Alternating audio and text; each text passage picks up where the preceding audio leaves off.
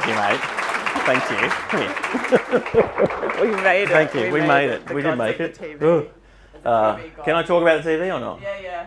So 6 minutes, I reckon, before everybody turned up this morning, the TV was completely black, with just one solid white pixel line through it, and that we were just going to tell everyone that they had to turn around and go home, basically, when you all turned up. But something happened. Some amazing woman turned up and just like, I don't think she even touched anything. She just walked in and sort of turned around and then it walked. So it walked out. If you're here, show yourself. Oh. Hello. I always start these things formally. I feel like I have to. We are on stolen land. I want to acknowledge that as well. It's a fact. And it's something that we all need to recognise. I love Kat gave that speech. I also wanted to acknowledge the distillery that printed that poster that you guys may or may not buy. You might have seen around. And Nathan from the distillery very generously approached me, and he also printed the postcards you guys have all got in your hands as well. I paid for those though, so you owe me money for those. But he did print the other posters for free, which I thought was very generous and very, very strong of them to sort of stand by that process as well. I also want to acknowledge that our company and my studio is a proud and intentionally inclusive company and supporter of the LGBTIQ plus community as well. Also a fact, happy to debate any of these things with anyone afterwards if there's time, just come up. My name's Chris, again, you know that. I run a company called Christopher Doyle & Co. This is the entire company at the moment. So this is Emma, who works with me. She's sitting in somewhere over here, yep, right there. 50% of the company. So a lot of pressure on her, but also on me. A lot of pressure on us both. I'm still a bit freaked out by this morning, to be honest. Oh, me too. Yeah, it's still making me uneasy. Don't touch the TV. I'm not. I'm staying well away from it. What we do, so I think in terms of commercial design and creativity, I'm really, really clear about what we do as a company, and that's that we help people, companies, products, brands, sometimes ourselves, communicate using ideas, design, language, imagery, movement, technology, and sound, And I think that's what all commercial creative services really do. I feel really strongly about it. In the spirit of simplicity, which is what we're all here to kind of discuss and talk about, I love being able to kind of reduce this statement down to the idea that we help people communicate using ideas. And then when you reduce that down even further, I like to think that at our core, we help people communicate. I really believe strongly in that that's what our business does, and that's the first role of commercial creativity. Commercial being a very key word. Very fast, sort of moving, small GIF. If you make really fast, small GIFs, there's not enough time to judge the work and everything looks good small. So you're all aware of this fact anyway. We're all on social media, so this is a snapshot of the work. I don't really want to talk about much work. This is what we don't do. Arguably as important as what we do. So I'm not going to read through all of these as well. I'm happy to debate any of them as well. Don't come up to me afterwards and say, why don't you do that? Because I just don't, okay? It's just simple. So yeah, we can read through that in your own time. I was so excited when I bumped into Nicole at Semi-Permanent this year, and we talked about this, and she talked about the topic of simplicity, and we talked about whether or not I would be interested in doing this, and I sort of instantly said yes, and I think that was partly because Nicole is a really, really old friend, and we worked in our first agencies together, and also simplicity is really, really important to me, and I want to talk about it, I guess, as a thread that runs through my life, professionally, also personally, and how those two things kind of blur together. So I think simplicity, I'm aware enough at my age that simplicity is something I've always really craved in the work I do, in the sort of work that I want the studio to produce, or even when I was at agencies, the kind of work that I was interested in and excited about. And I think in my personal life, or my sort of non-work life, which blurs into my work life, of course, I think simplicity and being able to kind of compartmentalize things to a degree is something I also really need, but I've only really realized this probably in the last sort of 4 or 5 years, which is wild because I'm 46 and I don't know what the fuck I was doing before that. I'm not being able to unlock, a key to making myself happy. But that's fine. These things happen later in life sometimes. So, and what I have realized is that simplicity really is very central to how I try to, emphasis on try to because it doesn't always work, but how I try and balance my work and personal life. And I'm not That's it's an amazingly timed baby interjection. Anyone who has children will resonate with this slide, of which I have two. So yeah, it's crucial to how I try and balance everything. And as I said, I think with work, it was something that I was always aware of. And I think in my personal life and how I structure my own happiness is something that I have really only just sort of come to terms with now.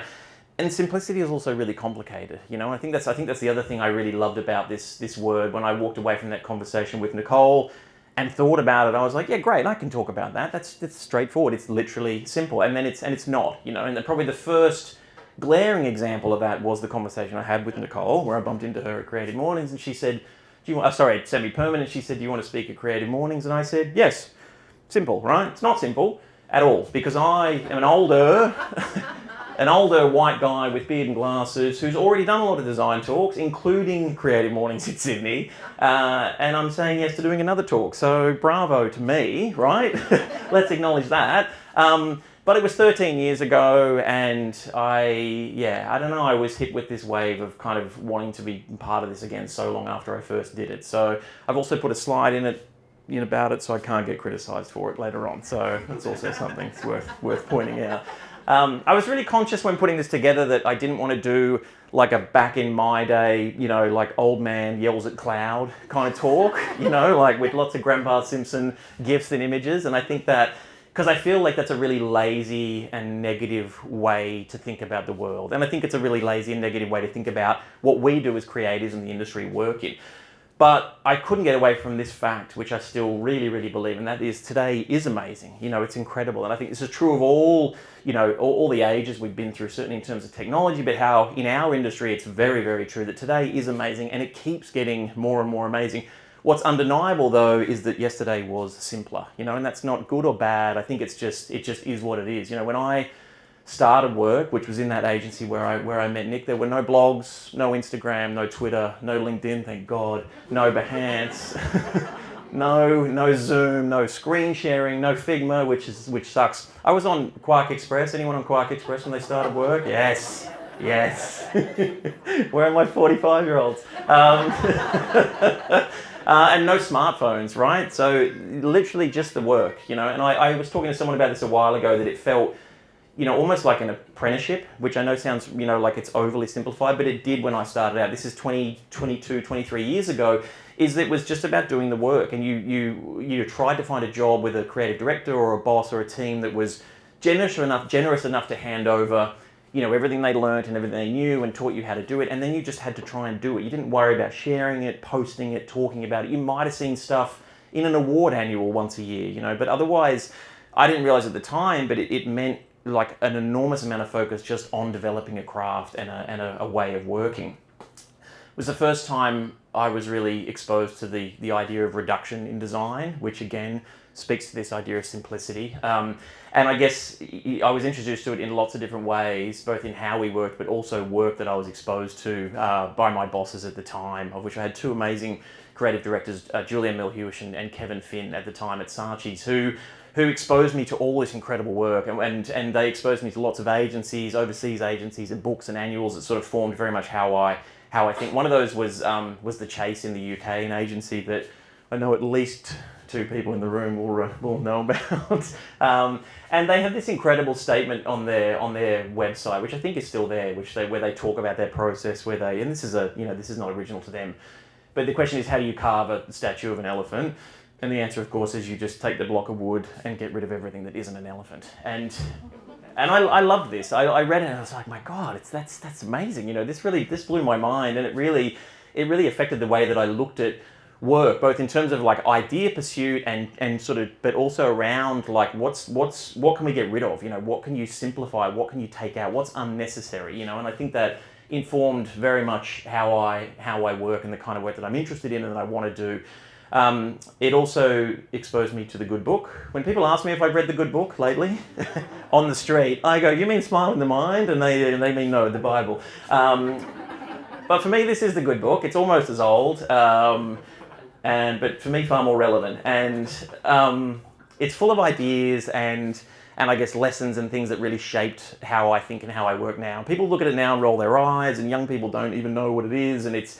But it was full of work that kind of changed my life. And I think simplicity around ideas are in this book, given, you know, all of those things that didn't exist at the time in terms of technology. It's really, really easy to see an idea in this book, and it's really, really easy to see how someone solved something. You know, there's no tricks because they had no tricks at the time. So, you know, there was conceptual simplicity. I'm just going to show you guys like 2 or 3 things that I just love. And I haven't looked at this poster in a long time. This is a like a fundraiser party at a hospital, and it's a Dracula theme for the staff, right?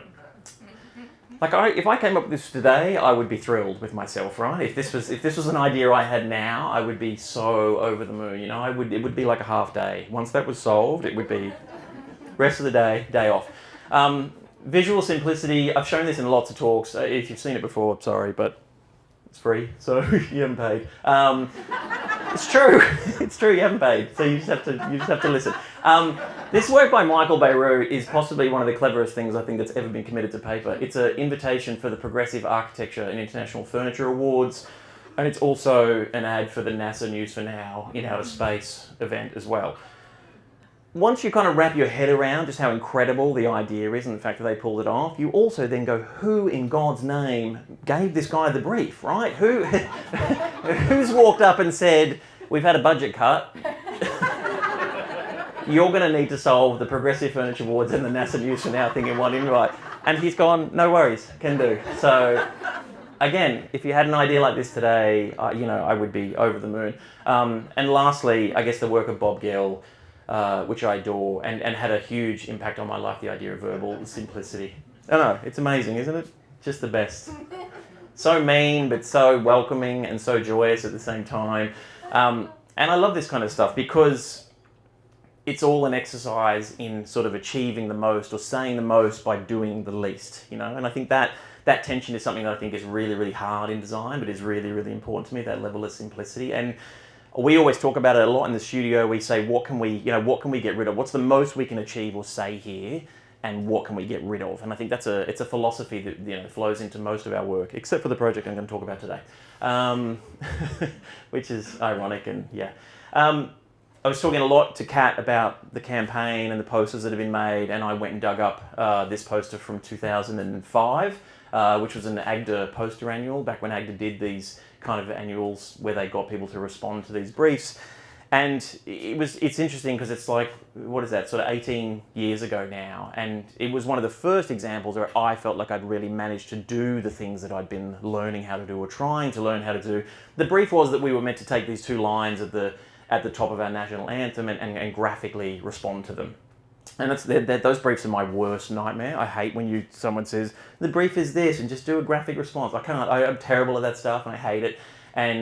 But this is the way that I kind of solved it. I just flipped out that first word, and then we had a screen made, and we just did lots of really dodgy, awful screen printing on cardboard we found around the studio, and that became the poster. And I remember being so proud of it, and because I managed to say something, you know, that I thought was really, really big and really, really sort of appropriate, but it was through doing very, very little. And I think that's, you know, it's a goal that I still have now, you know, 18 years later, or whatever it is.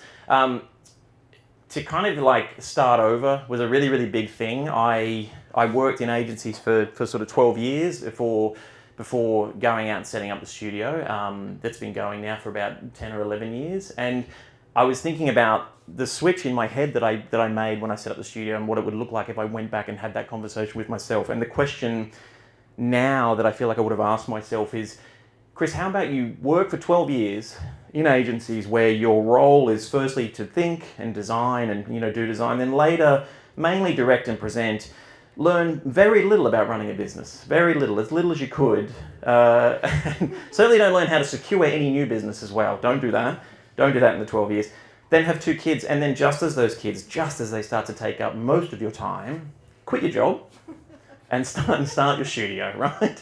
So, you know, yeah, if I think about it now, it's a terrible, terrible idea. You know, not one that I regret, you know, not one that I would do any differently, but if I think about it now with the hindsight and the current experience I have, it's absurd, you know, and I think it really was my first big introduction working for myself and being out around the tension between thinking and doing, you know, and the idea that intention and the idea to do something or the want to do something can be incredibly simple, you know, and I think that you get really comfortable in that space. So I get really comfortable in the idea space going, okay, this is good. I know what I've got to do. And I think this is not just true of creativity. Obviously, this is just a life observation and it's not particularly unique. But the doing and the action then become really, really complicated, you know? That's often where things flip over and you go, okay, shit, I've got to follow through here. I've got to make this thing. I've got to figure out how to do this. And I think setting up the business was a really, really good example of that for me. And I'm sure a lot of people in here run studios, run their own businesses, work for small businesses and have been on this journey. And it really highlighted, again, this next bit's pretty depressing. I'm actually just seeing it in a new light, actually. But I went back and mapped out that process of setting up the studio and thought I'll do something really clever and I'll figure out what are the good bits and what were the bad bits, right? What were the simple bits, what were the fun bits? Setting up a desk in the lounge room in the corner of my house, simple. Very, very simple. There was a desk already there, done, half the problem, solved. Set the computer up, I'm working at the desk. You know, having to stop when your kids come home well before the workday finishes, very, very complicated, right? Like working till 3 o'clock and being on a call with a client, having like an iggle-piggle, like Doyle sort of like hit into the side of your head, it's complicated, right? It doesn't work. So it becomes really, really hard. So you move into a share space, right? And then I moved into a share space and I shared a desk with an amazing photographer called Christopher Ireland, who some of you probably know or you may know. And that was relatively simple, right? He was a nice guy. We found this little share space. We moved into this kind of co-working space and we had a desk and I was like, this is cool. I'm all grown up. I've got a little desk. I'm in a share space. It was fairly simple. Finding the work, then pay the rent, you know? Then you start getting billed every month for the rent for the desk and you're like, okay, cool. I need to make a certain amount of money here to pay the rent. Complicated, right? Hire staff, get someone to help. Really complicated, you know? It's not you anymore. You have to have systems. You have to have what are the beginnings, even at a very small size, of what a culture looks like. You have to have documents and processes in place and gear and computers. It's not me working off what were those old little Apple things called? Airports? What were the little towers that you stored your work on before I had a server? Anyway, you're not working off that. You need someone else to work off it as well. So suddenly you're sharing files. Again, pre-Figma, you have this level up that happens that's really, really complicated. Work starts to pick up, you move into a bigger space, more complicated, right? You have to then go out and look for spaces. We were in several share spaces before we're in the studio that we're in now, and each time we moved, it's like a logistical nightmare. Anyone that's moved a studio or a business that's got computers in it and people, it's really hard to do, and you have to pick a day. And I remember moving to the studio we're in now and ordering all these desks and like talking to the guy like 5 times about the specific desk, and they turned up and they were the wrong desk, and you had to send them back. And that Stephen, who was working for me at the time, had a photo of me just standing, I think, in an empty room on a phone, like looking around in this like sort of concrete room, thinking, where are the desks and have I made a big mistake? Were probably things that were going through my head. Hiring more staff, even more complicated. So anybody who has built a team of people, I'm sure has gone through this, is that even if people are amazing, hiring and managing people is really complicated. And I think if you don't think it's complicated, then I think it's not, you're not giving the attention and the respect to the people that you hire. It should feel complicated, right? Because people are individuals, people are different, the processes have to change, and you suddenly have to have a culture and a way of doing that's not just about you. It's not just about you and someone else. It might be about you and 4 people, 5 people, 6 people. And that's really hard. I've got friends in this room. Mike Tissetto's here. My friend has a studio of 16 people at the moment, right? Which blows my mind. And I think anyone who has a business of any sort of scale understands how complicated that is. Then, you've got to find even more work to pay the rent. Complicated yet again, right? It does get better. There's a light at the end of this tunnel, don't worry. It just keeps going and going until we die. This is complicated as well, right? You have to make decisions about the kind of work you want to do. Some of it you might not want to do, but you have to pay rent, you have to pay staff. It becomes really, really complicated. Then COVID happens, which we don't even need to talk about because everybody understands how complicated COVID was. Anyone who runs a company or ran a business that was in person knows how complicated this period was.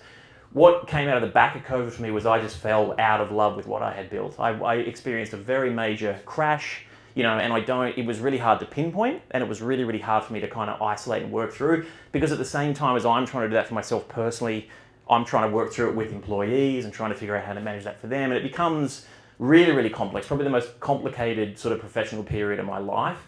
You then have to accept that you're not well, and I think anybody who's been through this, who's been through any sort of bout of, any serious depression or anxiety or anything that really stops you and goes, okay, mentally I'm not who I thought I was or where I thought I was. And that's something that I sort of had to come to terms with, which I found really, really hard.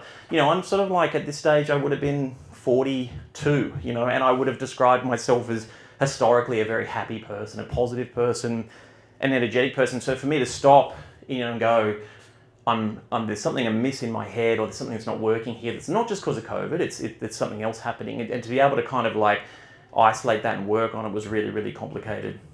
Scaling back the team as a way to kind of fix that and redirect my life, obviously incredibly complicated. And then finding a way to fall back in love with what I do. Sounds great, but was also complicated. But I worked at it, and I worked really, really hard at it, and managed to kind of get to it. The key to a lot of that stuff was simplicity. To go all the way back to the theme and where we started, was that I realized, as I said, quite late in life, that was something I had to work on, and I needed to work on it for myself, but also for all the things that I impacted, which was staff, which was my family, my kids, my wife, everything really, clients. I had to figure that out. I had to let clients go. I sat in a cafe in Bondi crying, telling a client from Spotify that we couldn't work with them anymore, like literally. And it was, you have to kind of go through those things, or I had to go through those things to kind of make it work. So I then had this really cool idea when I did this slide. I was like, I'll just get rid of all the words and you'll see the journey and it'll be graphically really, it just looks terrible, right? So in my head it was amazing, and I was like running through, and then I did it, and I kept it in just because, I wanted to do it anyway, but it's just not as cool as I hoped it would be, and I'm sorry about that. So it's a shame, isn't it? In theory it was nice. What it does highlight, I think, is that when you park the doing of the work and the design and the thing that we just do day to day, everything else can be really hard. And I think it's okay to acknowledge that, and it's okay to work through it, and it's important to acknowledge and figure out when it is and that something needs to change. I'm not saying it's always easy, I'm not saying it's achievable to make those kind of changes, but for me, I realized that lots of what was going on, other than just graphic design, was really, really complicated for me. And the other side of it was that I wanted to figure out what my life's work was going to be, because previous to that, really my life was work, and I think that that's true, I think, for a lot of creative people. If you love what you do, and I have loved what I've done for a very long time. So for me to get to a place where I didn't love it as much was really, really weird. And I don't want my life to be creative work. I love what I do. I go to work happy on a Monday morning. I enjoy it. I love where I work. I love who I work with. But my life's work has to be about lots of things. It can't just be logos and websites and posters and all those things. It has to be how I impact my children, my partner, my friends, staff. It has to be really something I look back on and go, did I do as well as I could at all these different areas? One of which is creativity, which is my my job. So yeah, it's tough. It's complicated. I'm changing the theme. It's not simplicity anymore.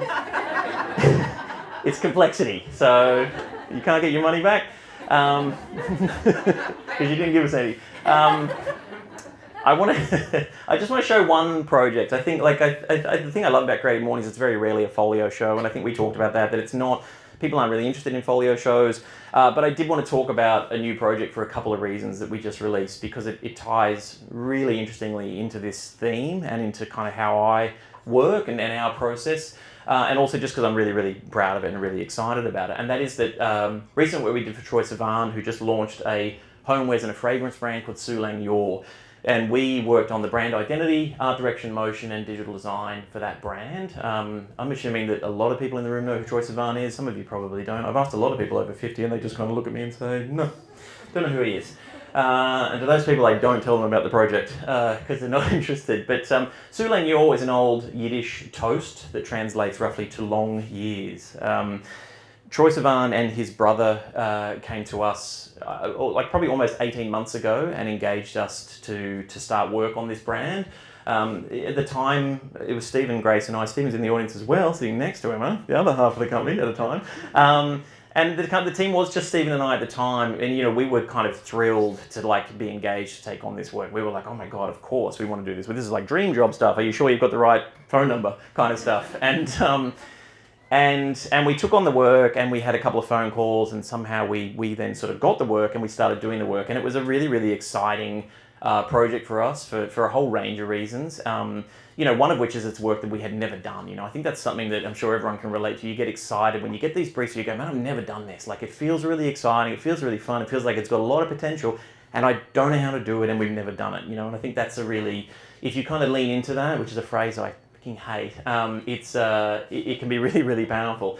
The initial brief that came for that project was pretty traditional, and I think it's because it was in its infancy. The guys didn't really know what it was going to be other than they had a vision for it. But in terms of the actual output of it, they didn't really kind of know what it was going to be. So for us, it was identity, packaging, a website design, like an online store at its initial stages. And it evolved really, really quickly to be about identity, packaging, and website, of course, but art direction, image making, motion design, copywriting, signage, even into kind of outdoor campaigns when the brand launched, and creative consultation, which I think is probably the key one to point out because it was a thread that started to run through the whole project, which is always a great sign, I think, of a successful project when the client and you really feel like you're steering something together and the client comes to you for advice and guidance and you solve things together. That sort of creative consultation, or what they used to call it in agencies I worked in, was you become a trusted advisor, which is a term that, I don't know, some people might know. Anyone? Old people? No? Okay.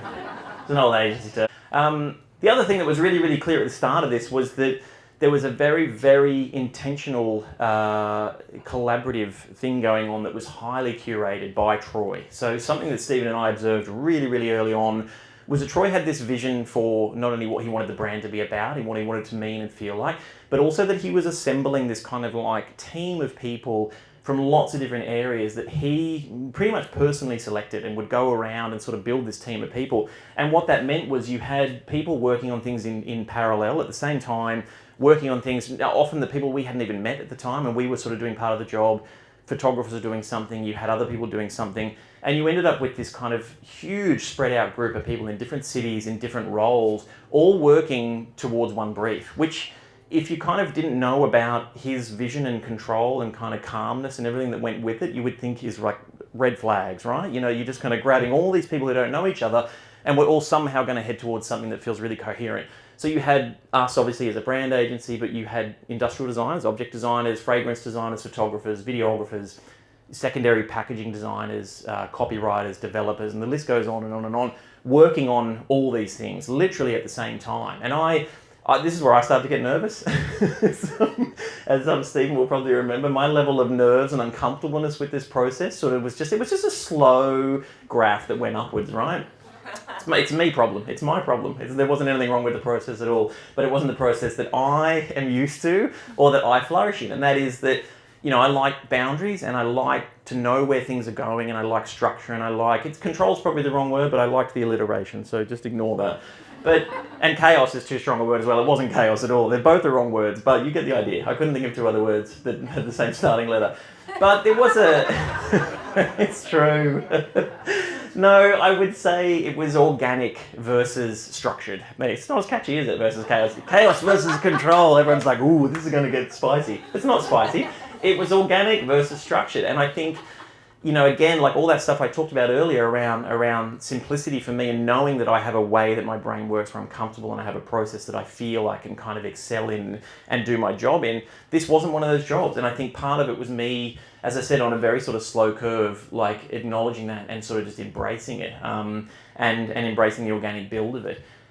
Troy, obviously a very creative person. So the project is unique in the sense that it's creatives working for creatives, right? Very different to creative people working for clients who aren't creative at all, very, very different relationship, and had a very clear vision of it. I just want to run you guys through like historically what the job sort of looked like before it came out, just to give you a snapshot. There's tons of things that I'm going to sort of skim over, which we don't have time to talk about, but one of the things that he said in one of the very early meetings that he wanted the project to feel very tactile, very layered, very textured, having lots of different paper stocks and sort of like lots of different touches and things going on with it, and sort of distortion and degradation of type and logos. And, as designers, I think Stephen and I were like, yeah, we can do that sort of stuff in Photoshop. We can displace this, we can distress this, we've got a stamp effect for this.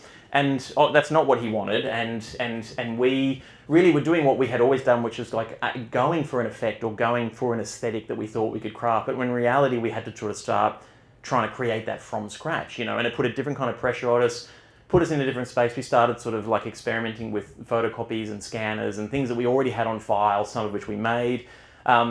We then sort of, one of the big leaps that we made was, instead of trying to distort and distress the brand, was actually do it for real. So we actually sent out and had stamps made of all the logos and the type marks, and started to actually stamp that stuff, so it's not a Photoshop effect. It's not something you're kind of doing on screen. It's something you have to manually do, and you get an organic realness to it, and then you scan it and you end up with kind of real textures. So, and you can kind of see how unique this stuff starts to look. These are kind of stamps and textures that Stephen was doing at the time. At this kind of stage of the process, and I guess probably earlier than this, it was very much a project that Stephen led, that Stephen kind of took and ran with, and I think that was a conversation we had early on for a few reasons, one of which was me being on that curve, obviously, towards being very uncomfortable. But I also think it's a job of a creative director, and someone in my role in that position is to really empower somebody else to do that work and be there for it and help direct it and steer it, and not be there in case something happens or you need to jump in, but also letting people take something and run with it. And I think it was a perfect example of, I guess, he and I both acknowledging that this is a project that he could lead and should lead, and me also recognizing that it's not where I'm going to be best used as well. So he started building all these really weird, these are some really early scans and sort of experiments, things that I've sort of pulled out. From files that we had. We started experimenting with tissue paper and layers, and just really trying to kind of be looser with it and more organic with it, and just seeing what happens, seeing if you get interesting images out of it. And we did. This is a really good example, I think, of that. I love these 4 slides because I can see how they're the genesis of where the brand ended up. Started playing with found photography, getting stock photography, printing it, folding it, scanning it, reprinting it, rescanning it, taking the stamps, overlaying them, using different paper layers, and just sort of seeing what you get. Again, for me, a very different way of working is something we hadn't really done a lot of, and not even, I guess also the idea of doing the work and not really knowing where it's going to end up, which is also, again, not traditional process for us or how I kind of like to work, but you can kind of see when we get to the end of the work where it did end up and how it all kind of worked. We did a lot of handwriting. I mean, at one point we're just scribbling on paper, very unusual for me to just try and let the pen wander. But lots of handwriting. Troy was very into the idea of having handwriting, again, having it feel personal, having a touch to it that was organic. So we had a lot of that sort of stuff going on. These are early kind of, again, this is all found imagery, sort of stock imagery and photography imagery, but you can see how those elements sort of started to come together, how handwriting and imagery, type systems that we'd already developed and were in place, started to get layered and come together. These are all kind of just graphic experiments that went into a really early version of, this is what the brand will look like and could look like. We had already sort of worked on labeling systems and all the kind of packaging stuff that went with that. You're good. No, I'm just, someone's ringing me. It's all right. No, it's fine. You're good. Do you mean I'm good as in I'm good at what I do, or you just mean Yeah, I know. I knew you meant. But you are good. It would have been weird though. You're good. Yeah. Use your inside voice.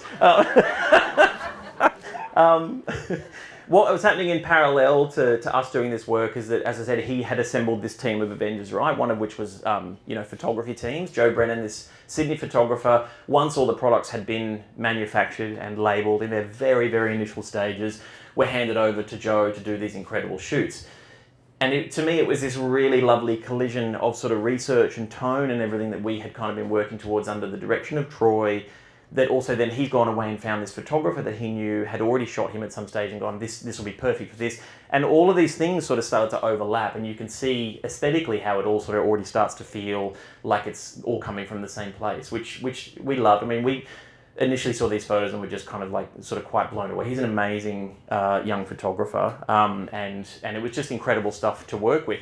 What happens then is you go back to the stuff that we were making and these collages that Stephen was building, and sort of then basically kind of assembling it all together. Some of which I think are original scans from some of the experiments that started to get merged with photos. And I love these things, just this, really unusual combinations of colors and imagery that ended up on the website. There's a full gallery of kind of made imagery. And some of these things that Stephen built have literally just ended up as they are as part of the brand on the website, which I love. So you get this really, really clear idea of what the brand feels like. And I think that's the other thing that's unusual, I guess, for us, is that it's about feel. It's not about one of those kind of smile in the mind ideas. It's about just notions of things and work feeling a certain way. Some of the tone of voice work and copy work we did with Cat Wall, and some more photography. And a lot of this stuff is just about getting out of the way. Sometimes it's as simple as putting 2 images together. Sometimes it's as simple as a tiny bit of type or a line or it's it's just as simple as taking the labels and rescanning them, using them up big, things like that as well. So it was very much like both a maximalist and a minimalist kind of exercise, I think, but work that we're really, really proud of. The website looks like this, is where a lot of the graphic play ended up as well. And then this other video that I really loved that was we just took a whole bunch of things that we had built and scanned and written and made, and Stephen built this really lovely glitchy video. But I love sort of like going through these videos and seeing what they look like frame by frame. I that's the bit that I get really excited about, because they each have this kind of charm and randomness to them that I really, really loved.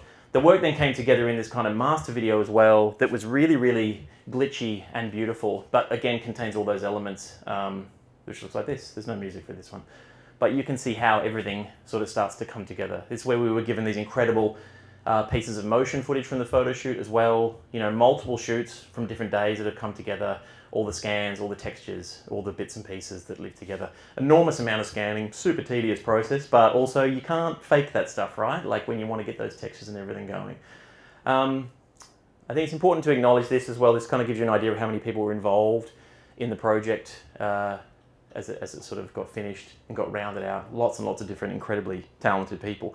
When I look back at this job, I think about like how I work, as I said at the start, my kind of need for rules and boundaries and simplicity, and it actually made the project harder. Not for a long time, because I think I like to acknowledge it. I like to think I acknowledged it quite early on, but it complicated the project really. And the simplest, again, back to our theme, the simplest and most effective thing that I could do was actually let go, which I think is probably something that a lot of designers, as they get senior, struggle with. I've certainly struggled with it as well, especially if you enjoy doing the work. But the most effective thing I could do here was not do the work. That's not to say I didn't kind of oversee it and take care of it and want to be part of it, but it wasn't that I should have been doing it. And I think that was that was something that was realised early on for a whole range of reasons. And I think the work looks as good as it does because of that, obviously because Stephen did the work, not just because I didn't. But you know what I mean? I think the result is actually of those processes, and I think it wouldn't look as good as it does, and I certainly wouldn't be as proud of it as I am if I had been more involved.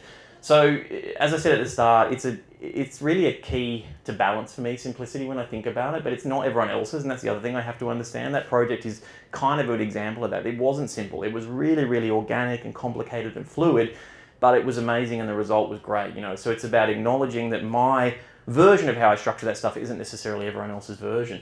But I have to make space for it, and I have to figure out, how I can best help other people, whether it's my family or it's staff or it's friends or whatever, and how I can help myself. And that's, there's lots of different things, but the intention is to keep them kind of, I guess, simple enough for me to manage and be effective and be positive in those roles. And most of all, I think it's important to acknowledge for me that it's a work in progress, because as all your postcards say, simple often isn't. So that's it. Thank you.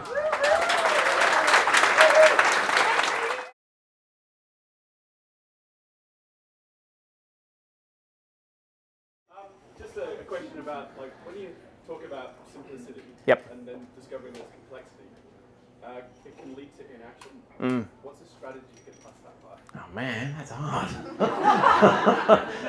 No prize for you. Yeah, it's a really great question. The question was, if you have the idea about what you want to do and then you discover that it's really, really difficult to get to it, that could lead to inaction. How do you get past that? You've just summed up, one of the biggest questions in life, really, which I think is that you have to figure out strategies, and I think you have to lean on people to do it. I think the biggest thing that I can only talk from personal experience, the professional challenges I had in that period and the mental health ones I had were resolved with conversation of other people. And whether that's friends who help you figure something out, whether that's a therapist who helps you kind of unpack something, whether it's your partner or child or friend or whatever it is, I think workshopping things and trying to avoid, and I know it's not easy, it certainly wasn't easy in COVID, but trying to avoid an isolated process there is probably the first step, for me. I remember talking to my friend Kat, who was the copywriter on that job. I talked to her a lot about the stresses of the business in COVID, and by the end she was like, shut it down. Every time I rang her, she's like, just shut it down. And I think it was partly incredible advice, because it's sort of, so I took it to a degree, but also I think she was just sick of me talking to her about it. But yeah, I think avoid isolation and engage in anybody who you think can help you through it is probably the smartest way in. Yeah. I think you next. Oh, sorry. Can Okay. So I think engage. No, I'm just joking. Yeah. Yep. Anyone that asked a question, the first 7 people just come up and get something after. I'm not going to remember. So if you want to lie and chance it, go for it as well. Yeah. As a student, I think an issue that a lot of students face is when they're designing, knowing when to put down the pencils Yeah. and to start. Yep. And like, you talked about simplicity. How do you know when enough is enough? Set it down, walk away from it. Yeah. This is a good place. That's a great question. So how do you know when to stop in the interest of simplicity? How do you know when a design is finished or when you've done too much or whether you need to start taking things away? Again, I think it's a practice thing. I think it's about, again, not to give you the same answer, I think it's about at a younger age or a more junior age, for want of a better word in terms of the industry, it's about being with teachers or bosses or senior designers, whoever they are, that are going to help you through that process and tell you, because that's literally the job, right? Of the person who's more senior than who's been there before, to go, you know what, it's this and this and this, and park that and change that and we do this. And I think that, and it's not about doing it for you, but about helping you steer towards that solution. That's the first thing. The second thing I would say is it just becomes easier and easier the more you do it. So you will, and I think that's every student, right? Anyone that's studying, even through the first few years, it's you don't know kind of when to stop. Often you don't know if something has been solved or whether it could be solved better or whether it would be crafted. That changes as you get older. And then as you get older in the really lovely kind of circle of life, you then help other people make the same decisions. Yeah. Does that make sense? Yeah. Yep. As a freelancer, I have enormous amounts of clients that come to me and say, oh, we don't have a lot of budget for it, but it's simple for you, right? Yeah. You just need something simple. Yeah. How do you deal with that? To be honest, I've gotten really brutal with that stuff as I've gotten older, and I just explain that it's not. I just, I think that the thing that, this is a statement that gets thrown around a lot, if you don't want to get paid very, very, not enough for what you're doing or not appropriately for what you're doing, say no to that work, and then eventually over time, you might end up saying no to work, but you'll end up doing less work for more money. Sounds really simple. It's very hard to execute, obviously, because you see yourself saying no to work.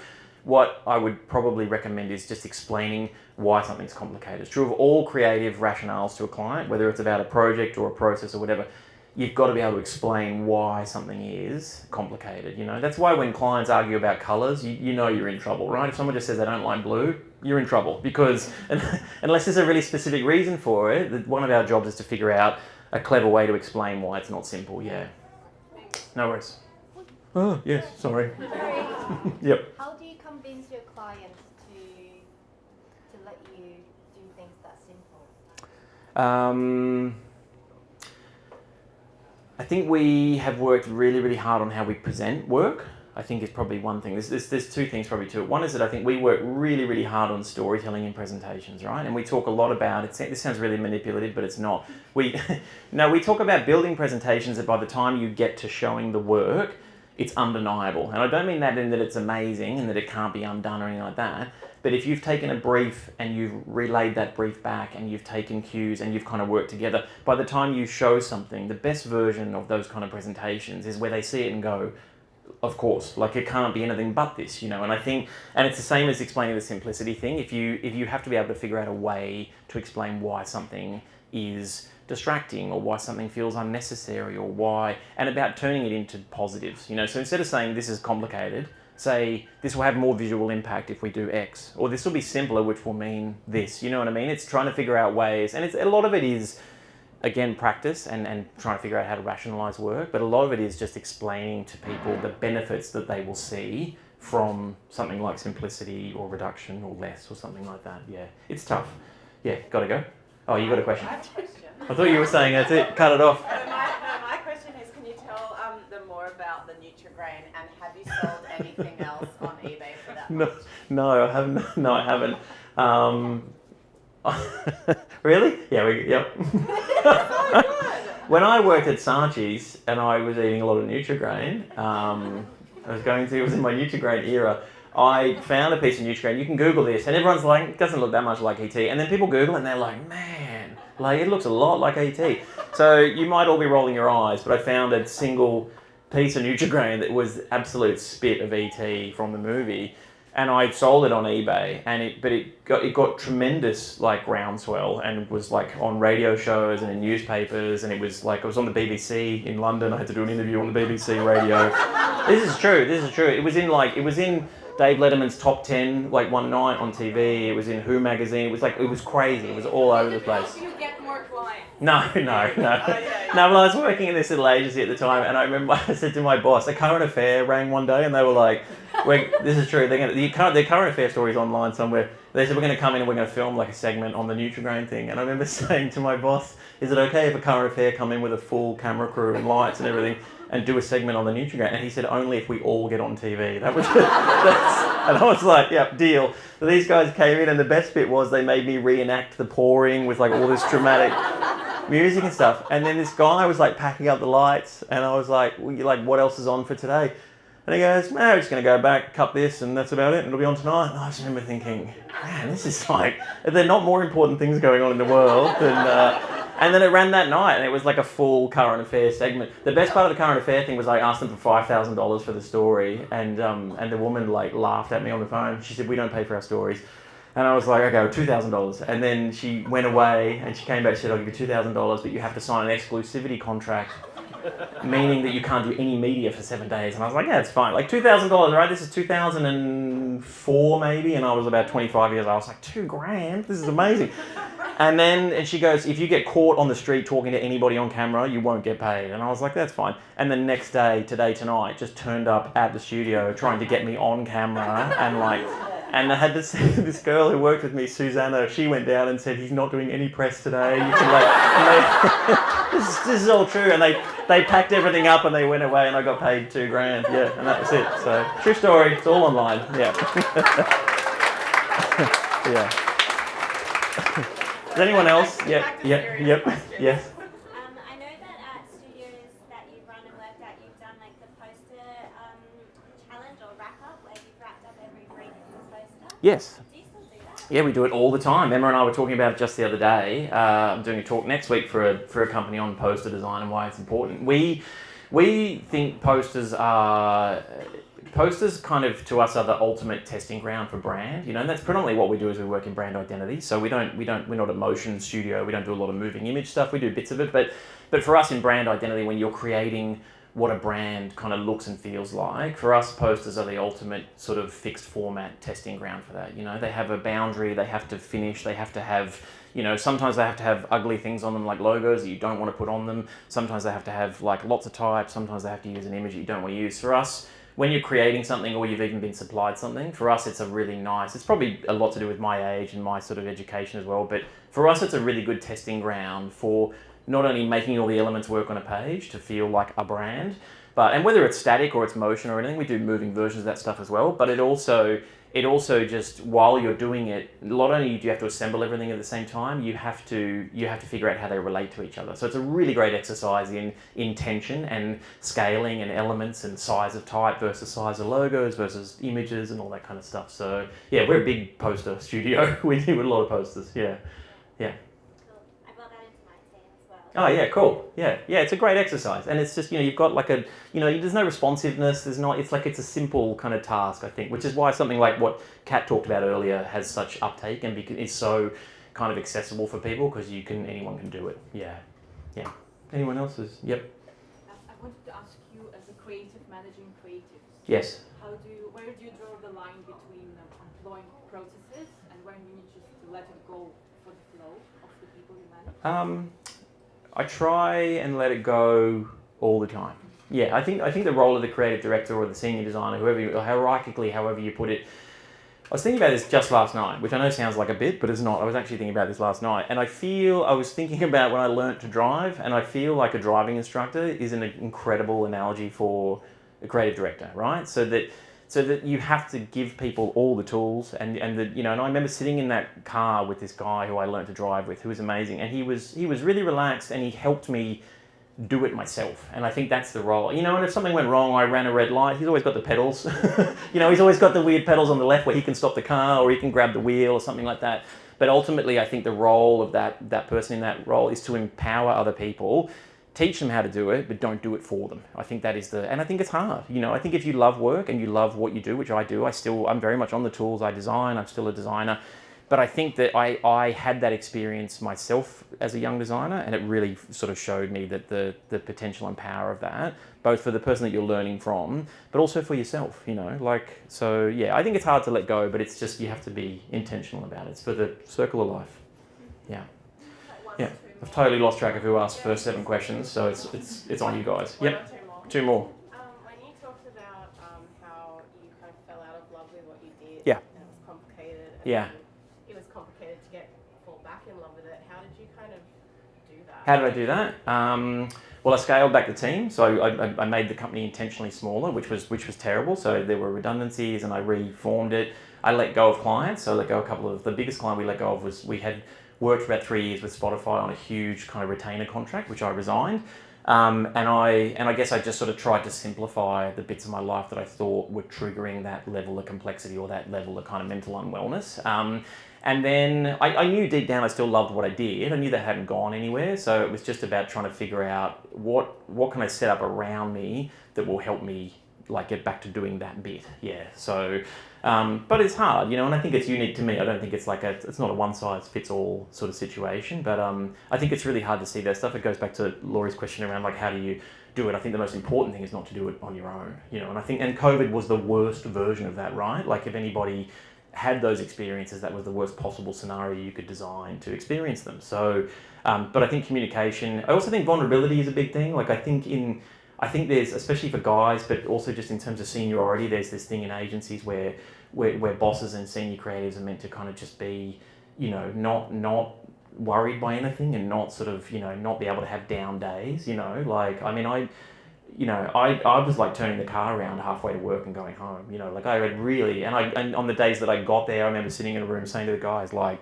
I got to go home, you know, like 9:10. And I think I was lucky that the people that worked for me were so emotionally intelligent that they were like, cool, do whatever you need to do, you know. But then the flip side of that was I had to let people go, and which is terrible, shitty. But I also felt I was in a corner of like, I don't know what the alternative here is. I keep doing it and I hate it and it sort of burns me out, or I reboot it. Yeah, so that's what I did.